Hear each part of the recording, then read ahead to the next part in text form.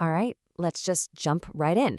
Today we are looking at a pretty radical reinterpretation of one of the Bible's most basic ideas, heaven and earth. For centuries, we've read these prophecies as if they're predicting the literal physical end of our planet. But what if we've been missing the point entirely? The Bible is just filled with these dramatic, world-ending prophecies, right? Isaiah, Peter, the book of Revelation, they all talk about the heavens and earth passing away or being dissolved by fire or rolling up like some kind of scroll. It's incredibly powerful apocalyptic stuff. But this brings up a huge puzzle, doesn't it? We're standing here, thousands of years later, and the physical earth and sky, they haven't vanished, they haven't burned up or grown old. Now, the idea behind this explainer isn't that the prophecy failed. It's that our interpretation of it did. And the key to unlocking this whole puzzle, this whole new way of seeing things, is hiding in plain sight, right where it all started, in the very first words of the Bible. Okay, so let's start with the very first Hebrew word, Bereishit. We all know it as in the beginning, simple enough. But if you dig into its roots, a totally different story emerges. Rosh means head or first. Beit means house. So Bereishit might not just be about a point in time. It could mean in the house of the beginning, or even in the beginning head. This suggests creation isn't just happening in time, but within a certain spiritual space, under a specific authority or head. And then boom, another huge clue drops right after the creation week, in Genesis 2:4. It says, "These are the toledot of the heavens and of the earth." Now get this, that word toledot is used all over the Old Testament. And almost every single time it's translated as genealogy or descendants. It's the exact same word used for the family tree of Adam or Abraham. So you see what's happening? The Bible is telling us from page 1 that this isn't really a story about physics or cosmology. It's a genealogy. It's saying that heaven and earth have descendants. They give birth to a lineage, a family line. So let's follow that thread and see how this completely reshapes our understanding of the creation week. If heaven and earth are the beginning of a family tree, then the rest of the Bible should really be tracking that lineage, right? And that's exactly what happens. This approach reframes the whole biblical narrative as two parallel genealogies. You've got the first heaven and earth, which gives birth to the genealogy of Adam, the physical lineage. But then all those prophecies talk about a new heaven and new earth, which in this view is a new spiritual lineage, the one starting with Christ that becomes the church. The days of creation, then, stop looking like 24-hour periods and start looking like stages or generations in the spiritual history. And here's a really interesting detail.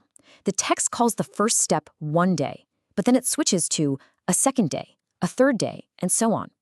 That one day of light is set apart, like it's the singular foundational event of the entire lineage. So what is this light?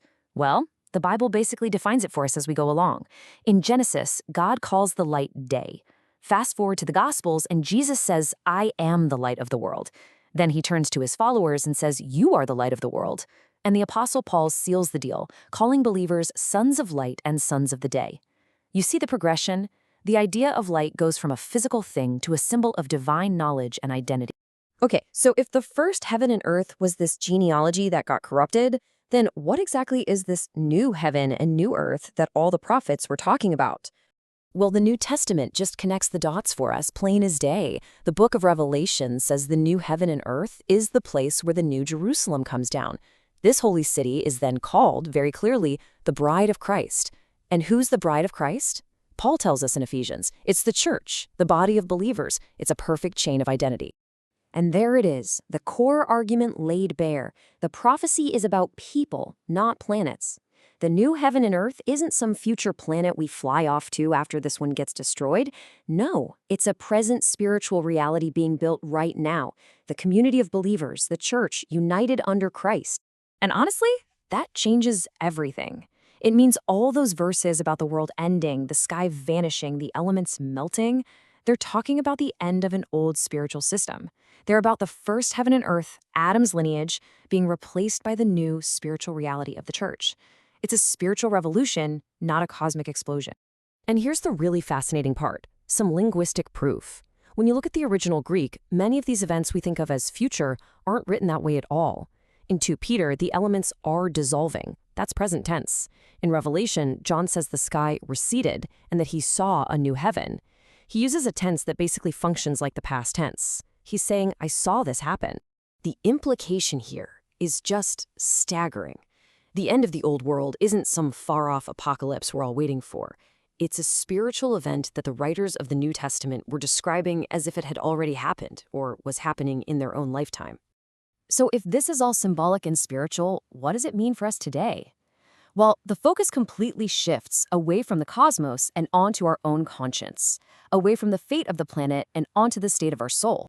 According to this way of reading things, every person exists in one of two spiritual states. There's darkness, that's spiritual ignorance, it's death, it's the state of just following your own thoughts, being disconnected from the head, which is the Word of God. And then there's light, that's divine knowledge, spiritual life, being connected to that head and becoming part of this new creation. The whole goal, as Paul states so plainly, is to make that transition, to be born into that new genealogy, to become a son of light and of the day. And that brings us all the way back to the beginning, doesn't it? Back to that very first foundational one day of creation, the day light first entered the world. This interpretation presents our entire life as that one day. It's like we're mayflies, with one brief, fleeting shot to make a choice. We can either be completed in the light of divine knowledge, uniting with that eternal word, or we can just stay in the darkness of our own ignorance. So the final question isn't about when the planet is going to end. It's so much more personal than that. If the Bible's heaven and earth is really a story about our spiritual state, then the only question that matters is, has your world passed away? Has your new heaven and new earth arrived? Is your world, your inner being, completed in the light?